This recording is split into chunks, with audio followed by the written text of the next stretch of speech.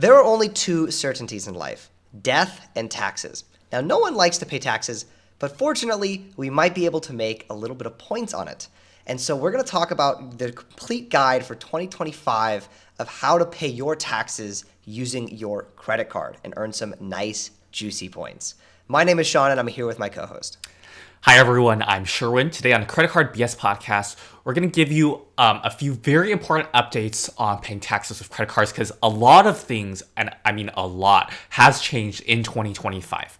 Now, before we dive into that, we should start with the idea of why should we consider paying taxes using credit cards?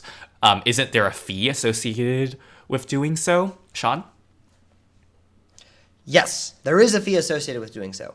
And if you're just using your credit card that earns, like 1 or 2% cash back to just pay your taxes, it probably is not worth it. You're probably either losing money or barely breaking even. But there are two cases in which it can make a lot of sense. One, most prominently, would be if you're working toward a sign-up bonus. So if I have a card that maybe says I have to spend, let's say a Business Platinum, that requires me to spend $20,000 in 3 months, and it's a 250,000 point offer, right? Even after the transaction fee, you're coming out way ahead with that massive juicy bonus, right? If you have a huge sign-up bonus like that, even just standard card sign-up bonuses will vastly, vastly outweigh the transaction fee. And so if this is the only way you're able to reach the bonus, it's still a really nice way to do so because it's you're able to pay something you already had to pay. You pay a little bit extra for the fee and you get a bonus. The second case would be if you have some special status requirement you're trying to reach. So if your card, for example, requires you to spend a certain amount in the calendar year, and then you get some extra perk, for example, like with the IHG cards, if you spend $40,000, you get diamond status for the same year and the next year. Hyatt, you get on the Hyatt business card, you get 5 EQNs for every $10,000 spent, stuff like that, or the AA cards, for example. And so maybe if you're using it to top up to the threshold, or maybe you do the math and reaching that threshold from scratch with taxes is going to be worth it. That's the other case in which it can make sense to pay the transaction fee because you're getting some net gain from it. If you're just using your card without any of those benefits, then most likely it would not make sense. Yes, I think that's a really good point. People are so scared of this fee, even though it's just math. Just do the math, do the perks you get from it outweigh the fee. A lot of times, the answer could surprisingly be yes. Also, for today's episode, we're mostly just going to be talking about federal income taxes, so like paying the IRS. But you should also look into whether it makes sense for you to pay your state's income taxes or your county's property taxes. Oftentimes, they do take credit cards at different fees, so it may be worth looking into that. But we're just going to be talking about IRS federal income tax payments. Okay, so as another reminder, Q1 quarterly estimated taxes deadline, January 15th, is coming up. So, assuming this recording makes it out before then, think about whether you need to make any of those tax payments and perhaps apply some of this information. Now let's talk about the major 2025 changes with paying the IRS using credit cards. First of all, there used to be 3 payment processors to choose from with varying fees. Now, PayUSA Tax, one of the 3 processors, is no longer available. It has shut down, fortunately. So now we only have 2 payment processors left. Now, the main reason this might be an issue is because the IRS limits you to 2 payments per payment type each year. But in practice, this always meant 2 payments per processor per payment type each year. So previously, you had 6 payments per payment type each year because there are 3 processors, and now you're down to 4. So make sure you plan accordingly because of that.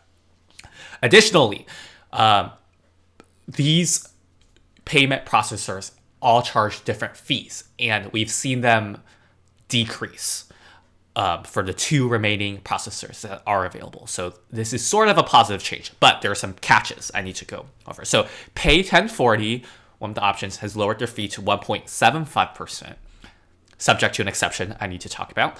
And ACI Payments has lowered their fee to 1.85%, also subject to an exception that I need to talk about. Now, Sean, what do you think? I feel like 1.75% and 1.85% are pretty low fees compared to other things that can charge you close to 3%. And, even if I only have a 2% cash back card and I'm not doing anything fancy with my points, arguably I could come out ahead by using that card for my taxes. What do you think, Sean? No, I agree. This is one of the lowest fees that you can possibly get for these type of payments. I mean, anything sub 2% is already really good. So to be at 1.75, 1.85, I mean, yeah, as you said, like if you have a 2x or 2% cashback card, you're actually making a profit even without any additional incentives. So that should really like show like how good this can be. Because mathematically speaking, right, if I have a 2% cashback card, there is zero reason whatsoever if I have no other options just to use that card to pay my taxes because I'm actually profiting a very, very small amount.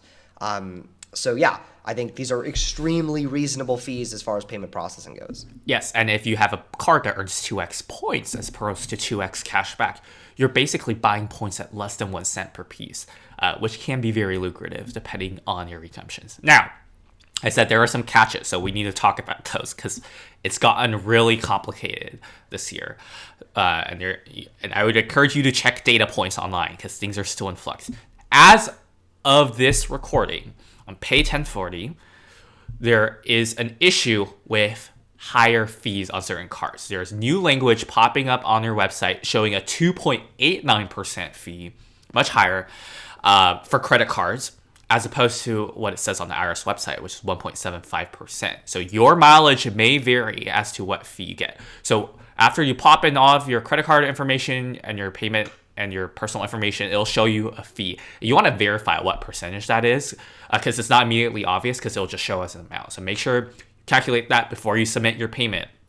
So currently at time of recording, we're seeing 2.89% for some credit cards, and as at time of recording, this higher fee is only being shown on Amex cards for some reason, but people are reporting that for your Visa cards, you're still being charged the correct 1.75% fee. So keep an eye out on that. It's very strange why this is happening and why there's a discrepancy between the Pay 1040 website and the IRS website. Additionally, for ACI payments, the other payment option, we are so far seeing consistently the lowered 1.85% rate, which is good.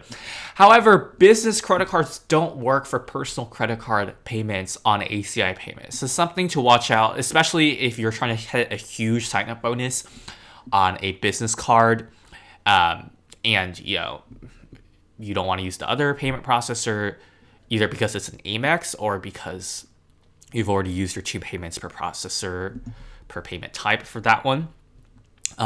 Watch out and plan for that because business cards are not supposed to work on ACI payments.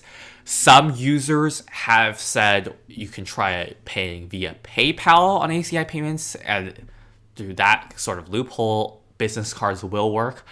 However, I tried this and got an error, whereas other people around the same time have reported online it has worked. So, a lot of inconsistency really with these issues. So TLDR, if you have a Visa card, you should be good to go with Pay 1040. If you have an Amex card, double check.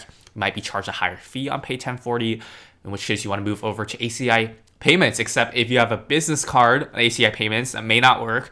So Amex business cards, really watch out. You may be blocked one way or the other from these two processors. Sean, any thoughts before we wrap up? Because that's pretty much it. That's pretty much it. I mean, yeah, pretty much. I will say for the higher fee one, the 2.89 on Amex, me personally, whenever I am researching a credit card and trying to determine what my cost of reaching the bonus is going to be, I use a 3% transaction fee as my estimate. I like to overestimate it, so if I pay, if I end up paying less, great. And pretty much any time it still makes a ton of sense. So if you're someone that is thinking about getting an Amex Business Platinum and they're like, you're worried about the transaction fee, right? If you do $20,000 on a 3% transaction fee, that will end up being $600, right? Plus the $700 annual fee. Let's say you don't even value the perks of the card. That's a $1,300 cost of the annual fee of the card plus all of your transaction fees. That's actually a little more than what your transaction fees would be. From that, though, you would net 280,000 points on the high offer right now because it's 250,000 points for the actual sign-up bonus, but then you earn 30,000 points for doing the $20,000 in spending, and the transaction is over $5,000, so you earn 1.5x. So 280,000 points for a $1,300 cost. I don't have to tell you, that is a remarkably good deal. You are essentially Like you could even cash out some of your points via like Amex Travel or something to just pay all of those expenses and still come out way, way, way, way, way ahead. So if you're reaching a big enough bonus, a profitable enough bonus, the fee, yeah, it's more, but you still have that option. But I think, yeah, as I said before, reaching a sign-up bonus or reaching a status threshold, those are really the cases here where you'd want to do this. I think this is a very good way for people to reach bonuses that otherwise maybe don't have high expenditure, but they might have, a reasonably sized tax bill that they have to pay. And this is a really, really good way to reach that. Yeah, that's pretty much all my thoughts. Cool. All right. So please let us know your experience with these payment processors in the comments below, because again, we've seen conflicting data points. I've tried to share the information to my knowledge as I know best currently, but if you have a similar or different experience, please let us know in the comments below. If you found this information useful, please give this video a like and subscribe to our channel. It greatly helps support us. If you're interested in opening any credit card, please consider using one of the links down in the description below. It greatly helps support the channel. And Sean, why don't you plug our Discord? If you want to connect with an elite group of award travelers and credit card enthusiasts entirely for free, check out the Traveling Discord group at the link in the description. You will learn a ton, I promise you. Thank you so much for watching, and we will see you next week.